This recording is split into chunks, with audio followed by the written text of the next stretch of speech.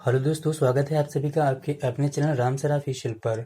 आज हम बात करेंगे भारत के सामान्य परिचय के विषय में, जिसमें हम जानने की कोशिश करेंगे भारत की स्थिति व उसके विस्तार के विषय में, भारत के राज्य व संसद प्रदेश और इनसे संबंधित प्रश्नों के विषय में, भारत की अंतर्राष्ट्रीय सीमा व उसकी लंबाई क्या है तथा भारत की समुद्री सीमा व इसके क्षेत्रीय विस्तार के विषय में जानने का प्रयास करेंगे। यह वीडियो आपके परीक्षा की दृष्टि से बहुत ही महत्वपूर्ण साबित हो सकता है, इसलिए आप सभी से निवेदन है कि वीडियो को अंतिम तक अवश्य देखें, जिससे आपकी परीक्षा में आए हुए प्रश्नों का आप आसानी से जवाब दे सकें।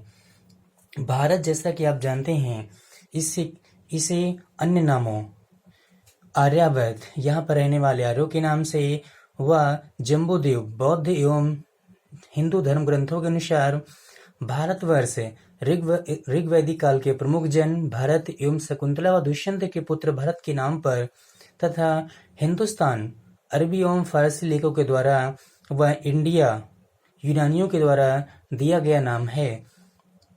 हम बात करेंगे भारत के विषय में। तो जैसा कि आप जानते हैं, भारत उत्तर पूर्वी गोलार्ध में हिंद महासागर के उत्तर में व हिमालय पर्वतमाला के दक्षिण में स्थित है। क्षेत्रफल की दृष्टि से यह रूस, कनाडा, चीन, अमेरिका, ब्राजील, ऑस्ट्रेलिया के बाद 7वें स्थान पर आता है। इसके बाद अर्जेंटीना का स्थान आता है। जैसा कि आपकी परीक्षा में एक बार पूछा भी जा चुका है कि भारत के बाद किसका स्थान आता है क्षेत्रफल में, तो अर्जेंटीना का स्थान आता है। इसका क्षेत्रफल, जैसा कि आप जानते हैं, 32,87,263 वर्ग किलोमीटर है, जो कि विश्व के कुल क्षेत्रफल का 2.42% है। ये क्वेश्चन आपके परीक्षा में कई बार पूछे गए हैं। आगे हम बात कर लेते हैं जनसंख्या की दृष्टि से। भारत का चीन के बाद दूसरा स्थान है विश्व में। ये विश्व की कुल जनसंख्या का 17.5% भाग रखता है। ये 2011 की जनगणना के अनुसार है। आगे हम बात कर लेते हैं भारत की स्थिति व विस्तार से संबंधित तथ्यों के विषय में। अधिक जानकारी के लिए आप भारत व ग्लोब तथा अक्षांश व देशांतर वाले वीडियो को अवश्य देखें। हम बात करेंगे वर्तमान में भारत में 28 राज्य व 8 केंद्र शासित प्रदेश हैं। कितने राज्य हैं? वर्तमान में भारत में 28 राज्य व 8 केंद्र शासित प्रदेश हैं। जैसा कि आप जानते हैं, 31 अक्टूबर 2019 से जम्मू कश्मीर के स्पेशल स्टेट का दर्जा वापस लेने व अनुच्छेद 370 एवं अनुच्छेद 35A की समाप्त होने के बाद जम्मू कश्मीर व लद्दाख, ध्यान दीजिए यहाँ पे, जम्मू कश्मीर व लद्दाख 2 नए संघ शासित या केंद्र शासित प्रदेश बनाए गए। 26 जनवरी, यहाँ देख लेते हम लोग हैं कि 26 जनवरी 2020 को दादर एवं नगर हवेली एवं दमन दीव को एक में मर्ज कर दिया गया। अब ये संयुक्त रूप से एक ही केंद्र शासित प्रदेश है। तो इस प्रकार भारत में 8 संघ शासित प्रदेश हैं। तो आइए एक नज़र में देख लेते हैं ये संघ शासित प्रदेश कौन कौन से हैं व इनकी स्थिति क्या है, क्योंकि इससे आपकी परीक्षा में प्रश्न आने की संभावनाएं हैं। सबसे पहले हम बात करेंगे जम्मू कश्मीर की तरफ चलेंगे और देखेंगे जम्मू कश्मीर जो कि 31 अक्टूबर 2019 को संघ शासित प्रदेश बना।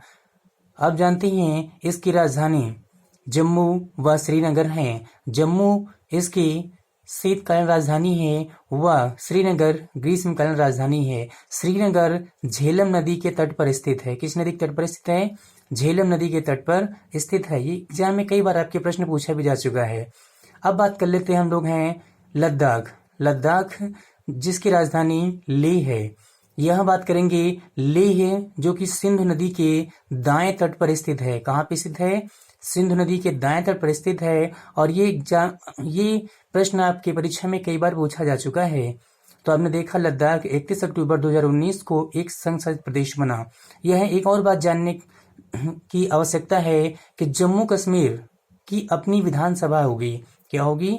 जम्मू कश्मीर की अपनी एक विधानसभा होगी, जैसे कि दिल्ली के पास व पुदुचेरी के पास है। अब हम बात करेंगे चंडीगढ़।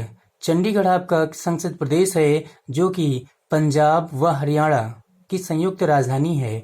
आगे बात करेंगे दिल्ली। दिल्ली जैसा कि आप जानते हैं भारत की राजधानी है, जो कि 1911 में हुए दिल्ली दरबार में जॉर्ज पंचम के द्वारा घोषित की गई थी। इससे पहले भारत की राजधानी क्या थी? कलकत्ता हुआ करती थी। दिल्ली 1931 से, अगर बात करें हम कब से, तो 1931 से आधिकारिक रूप से भारत की राजधानी बनी। तो हमने यहाँ पर देखा अभी तक लद्दाख, जम्मू कश्मीर, चंडीगढ़ व दिल्ली केंद्र शासित प्रदेशों के विषय में। अब हम बात करेंगे दादर नगर हवेली एवं दमन व दीव के विषय में। जैसा कि आपने देखा 26 जनवरी 2020 को इन दोनों को एक में ही मर्ज कर दिया गया, एक में मिला दिया गया है और इनकी अब संयुक्त राजधानी क्या हो गई है? इनकी राजधानी दमन हो गई है। याद रखना इसकी राजधानी क्या है? दमन है। ये आपके परीक्षा में पूछे जाने के लिए बहुत ही इंपॉर्टेंट प्रश्न यहाँ से बन सकता है। अब बात कर रहे हैं हम लक्षद्वीप। लक्षद्वीप जैसा कि आप जानते हैं लाखों द्वीपों का समूह। हम बात करते हैं यहाँ लक्षद्वीप, जिसकी राजधानी क्या है? कवरत्ती है। लक्षद्वीप ये कोरल से या एटॉल से बना हुआ है, कह सकते हैं। आगे हम बात करेंगे पुदुचेरी। पुदुचेरी जिसे पांडुचेरी भी कहते थे, ये ही भारत के तमिलनाडु, केरल व आंध्र प्रदेश राज्यों में विस्तृत है। जैसे कि हम बात देख सकते हैं यहाँ पे हैं भारत के तमिलनाडु राज्य में पुदुचेरी व कराईकल एवं आंध्र प्रदेश में यनम तथा केरल में माहे के रूप में यह फैला हुआ है। पुदुचेरी, कराईकल, यनम, माहे ये सभी फ्रांस की बस्तियां थी, जो कि 1954 में भारत में सम्मिलित हुई। वैसे ही दादर एवं नागर हवेली, दमन द्वीप ये पुर्तगाली बस्तियां थी, इन पर पुर्तगाल का आधिपत्य था। आगे हम बात कर लेते हैं पुदुचेरी की राजधानी पुदुचेरी ही है। अब बात करेंगे अंडमान व निकोबार की। तो अंडमान व निकोबार द्वीप समूह, जो कि बंगाल की खाड़ी में स्थित है, इसकी राजधानी क्या है? अंडमान निकोबार की राजधानी पोर्ट ब्लेयर है।